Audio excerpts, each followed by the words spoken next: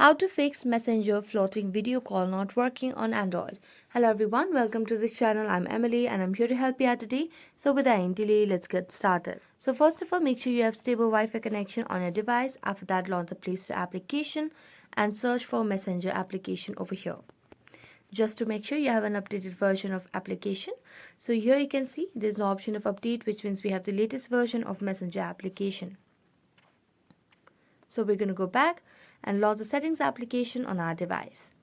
As we launch the settings application, tap on the option of apps by scrolling down and then tap on manage apps, and here tap on the search bar and search for Messenger.